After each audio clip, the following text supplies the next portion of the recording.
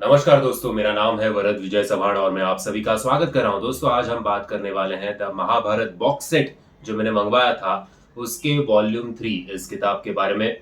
सबसे पहले मैं आपको आपको नीचे डिस्क्रिप्शन बॉक्स में लिंक मिल जाएगी कि ये पूरा बॉक्स सेट जो 10 किताबों का है, ये पूरा बॉक्स सेट मुझे कितने में पड़ा और मैंने कहाँ से वो खरीदा, और साथ ही में एक बार देख लेते हैं इस बॉक्स सेट की अनबॉक्सिंग।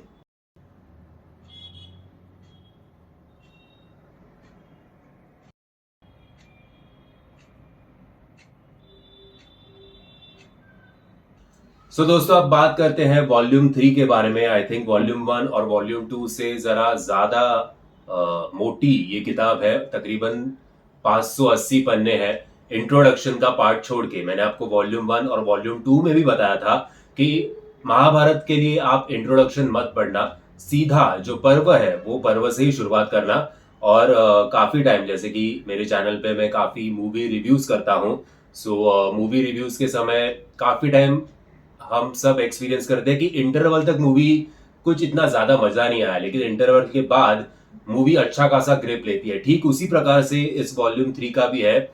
जब मैंने स्टार्ट किया था वॉल्यूम 3, जो पहला पर्व है वो है तीर्थ यात्रा पर्व।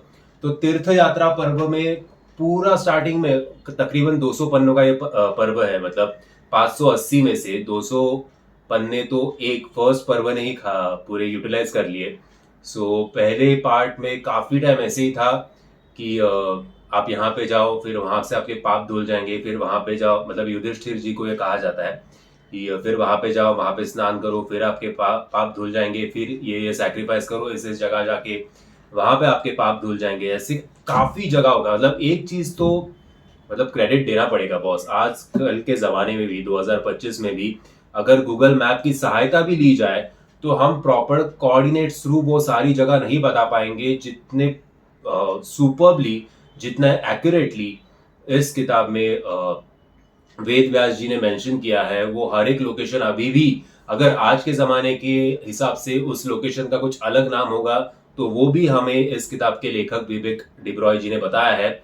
क्रेडिट तो है बॉस। मतलब उस जमाने में इतना लोकेशंस का ज्ञान कहाँ से मिला इन लोगों को, भगवान जाने। इसीलिए मैं कहता हूँ कि ये माइथोलॉजी नहीं है, ये हमारा इतिहास है। एनीवे, पहले 100-150 पन्ने तो मैं हो गया, अरे यार क्यों, क्या कुछ मजा ही नहीं आ रहा है इस किताब को पढ़ने में। वॉल्यूम 3 मुझे लगा था कि पूरा वेस्ट हो जाएगा, खाली भी पूरा बॉक्स सेट मंगाया। वॉल्यूम 1 और वॉल्यूम 2 जितना मुझे कैची लग रहा था उतना स्टार्टिंग में वॉल्यूम 3 नहीं लग रहा था। लेकिन तीर्थ पर्व के एंड में एक कैमियो में हमें दिखाई देता है, जैसे कि एक मूवी चालू है और जब हमारा फेवरेट सुपरस्टार हमें बड़े पर्दे पे दिखाई देता है, ठीक उसके बाद हम सीटियां बजाना शुरू करते हैं और हम पूरा चीयर अप करते हैं। थिएटर जो है वो स्टेडियम में बदल जाता है। ठीक उसी प्रकार से इस पर्व के अंत में एंट्री होती है हनुमान जी की। जी हाँ, ये मुझे पता नहीं था कि हनुमान जी और भीम जी कभी एक दूसरे के सामने आए थे, लेकिन इस पर्व के अनुसार महाभारत में हनुमान जी भीम जी के सामने आए थे। हालांकि दोनों एक ही पिता के पुत्र है, मतलब अलग अलग ब्रदर फ्रॉम अनदर मदर ऐसे हम कह सकते हैं। लेकिन उन दोनों का जो इंटरेक्शन था, उन दोनों का कॉन्वर्सेशन था, हालांकि हनुमान जी अभी थोड़े बुजुर्ग हो चुके हैं लेकिन फिर भी उनकी ताकत जो है वो भीम जी के उतनी ही है। वो सिनारियो में एक्चुअली आपको बताना चाहता हूँ कि वो पूरा का पूरा सीन कैसा था, लेकिन मैं बताऊंगा नहीं। मैं आपको बोलूंगा कि इसके लिए इस किताब को या महाभारत के किसी भी किताब को पढ़ना, वो इंटरेक्शन जो है वो बेस्ट है। और फिर भीम जी एक रिक्वेस्ट करते हैं हनुमान जी से कि मुझे आपका वो पुराना रूप देखना है, जहाँ पे अपने 100 योजना के तकरीबन एक छलांग लगाई थी, जहाँ पे आप श्रीलंका में गए थे।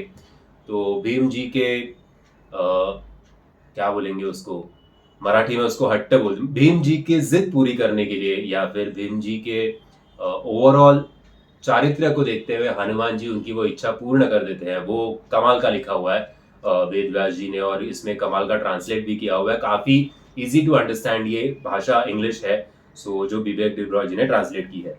जैसे कि मैंने कहा कि ये पर्व जो है वो, जिसमें श्लोकास है 2294 और इसमें चैप्टर्स है 74। ऑलमोस्ट 200 पन्ने तो पहले पर्व में ही खत्म हो जाते हैं, और हनुमान जी के एंट्री के बाद इस वॉल्यूम 3 में थोड़ा मजा आना शुरू होता है। ओवरऑल इस वॉल्यूम 3 में 9 पर्व है, जिसमें से दूसरा पर्व है जटासुरा वध पर्व, जिसमें 61 श्लोकास और एक चैप्टर है। काफी छोटा पर्व है ये। जटासुरा का वध भीम जी ने किस प्रकार से किया था। वनवास में हम जब भी गए थे, हम नहीं सॉरी, वनवास में जितने समय तक पांडव थे, आई थिंक जो जो राक्षस सामने आया उन सबका ऑलमोस्ट वध भीम जी ने ही किया है।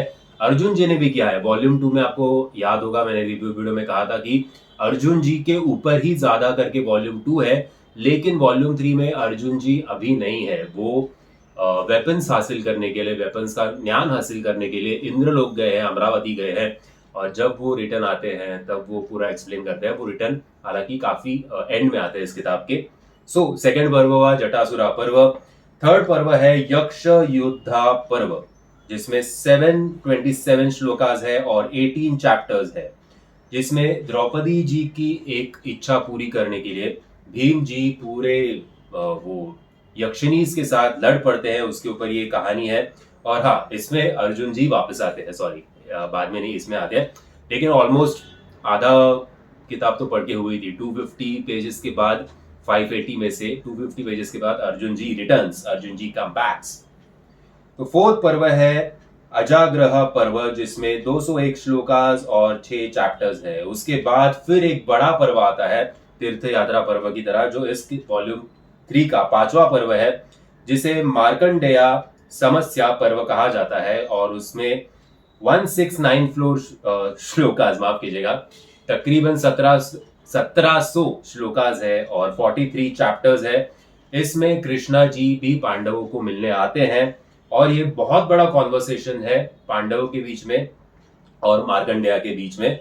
और इसमें हमें कहानी बताई जाती है पहले अवतार की विष्णु जी के, जो उनका मत्स्य अवतार था वो, मनु राजा की कहानी, वामादेवा की कहानी, इंद्र यमुना की कहानी, धुंधुमारा इनकी कहानी, कौशिका की कहानी, अग्निरस की कहानी। अग्निरस की कहानी भी काफी इंटरेस्टिंग थी, किस प्रकार अग्नि और उनके जो फैमिली थे, वो स्टोरी बहुत इंटरेस्टिंग थी। स्कंदा की कहानी और 4 युगों की भी कहानी इसमें मेंशन्ड है।